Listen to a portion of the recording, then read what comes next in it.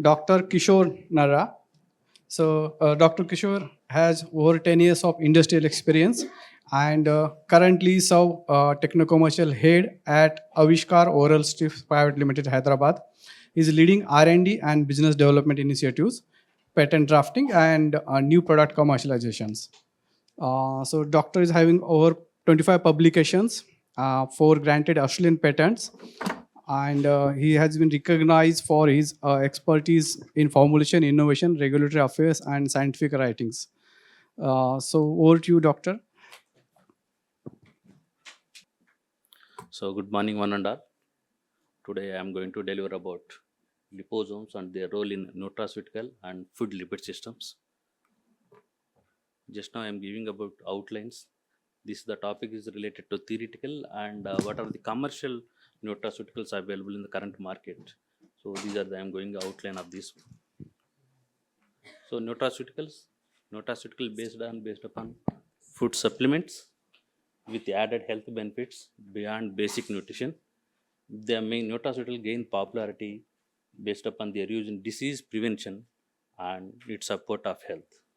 And nutraceuticals during COVID, after post-COVID, it is tremendous increase in the market revenue size.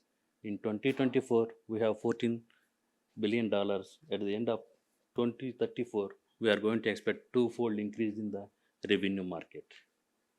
So nutraceuticals further, we are using in different classifications. So most of them in food supplements, they are coming under like dietary fibers, polyunsaturated fatty acids, probiotics, prebiotics, antioxidant vitamins, polyphenols, and spices. These are the from herbal extracts. So these nutraceuticals we are going to encapsulate by using different novel drug delivery systems like liposomes, solid lipid nanoparticles, nanostructured lipid carriers, polyelectrolyte complexes.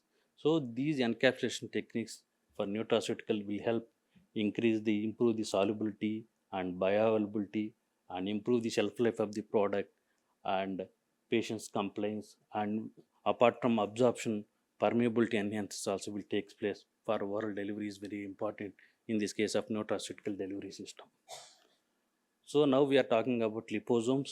So everyone know about liposomes are very spherical vesicle and it is amphiphilic nature.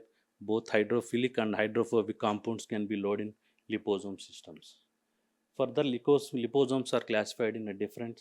So generally, conventional liposomes only currently we are using for nutraceutical delivery, and pegylated liposomes and targeted liposomes and multifunctional liposomes. These are pharmaceutical category we are going to use currently. And general advantage of liposome in terms of nutraceutical mainly for improved texture and flavor and moisture stability because of herbal extracts have prone to hydration. So it is liposomes we can overcome that hydration, so we can use for moisture stability and enhance solubility and prolong shelf life of nutraceutical by using liposome technology. So general industrial methods for liposomes is mainly for microfluidics technology and high pressure homogenization technology. These two can maintain precise vesicle size and large scale production. Currently, these two techniques are using in industrial method of liposome preparations. Here I am explaining about what are the current existing available liposome products in nutraceutical domains. So glutathione with enhancement of immune function. Apart from glutathione, liposomal C, omega fatty acids, zinc, magnesium, iron. These all increase the palatability and bioavailability of the by using liposome technology.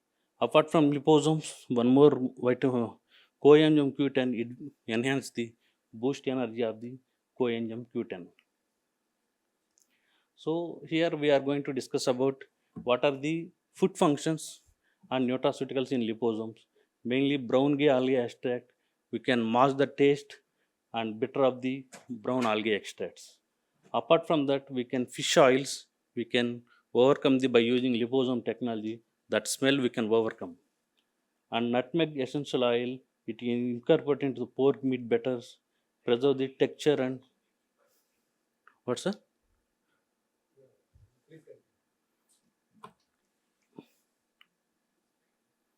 So other food applications like vitamins, minerals, antioxidants, other nutrients we can using by using liposomes. And apart from that, eugenol is we are getting from clove oil. So this we can stability we can incorporate it. Stability can overcome by liposome technology. And and apart from that, fruits and vegetables shelf life can be overcome by using liposome technology. So generally, like dairy products, bakery products, we are using in liposomes. Specifically, we are all know about garlic. Garlic we are using in white bread. It is in a heat sensitive material, so it can overcome by using liposome encapsulation. Apart from that, it have antifungal, antimicrobial properties, and it is using for foodborne pathogens. So generally liposomes in milk fortifications, generally we are using vitamin D3 and curcumin for milk fortification. These are for antioxidant materials. Apart from that, vitamin C and E, these two as an immune boosters and antioxidants we can use in milk fortification. And vitamins added into chocolate milk, it does not change organoleptic properties of the milk. And liposomes are also used for protect vitamins from exposure from heat and sunlight. Retinol protected from the photo degradation compared to free retinol. So flavors we are encapsulated in liposomes. Example apple sense inducing agents in the extracts like 1-hexanol, hexanol were preserved in the liposome structure for over 90 days to overcome the fishy flavor. Generally, liposomes in fruits and vegetables we are commonly using to overcome the taste, bitter taste. As common, limonene is generally recognized as a safe ingredient we are using. It is an aroma flavor. It is look like citrus uh, smell used to come.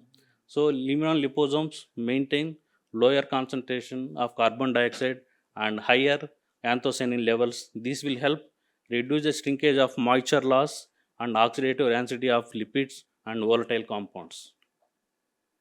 So, what are the major regulatory challenges in nutraceutical delivery?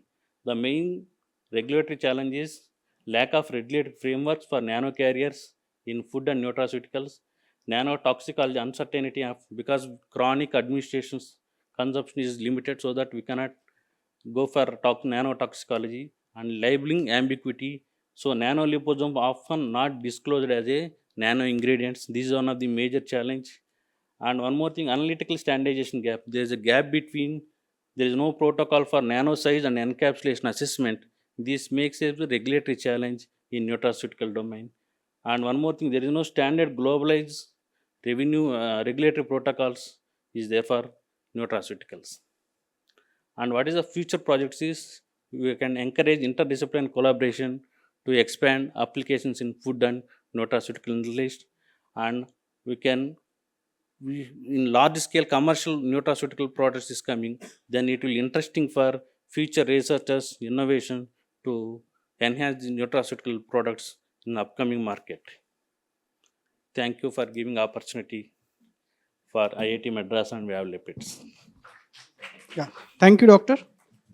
So now we will take questions.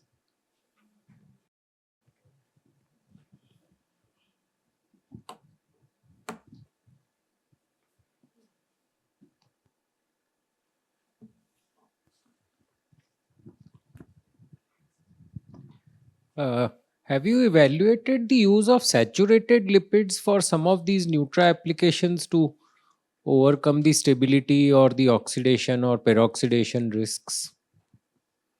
So we can use the saturated lipids, omega fatty acids. We can overcome this by using liposome technology.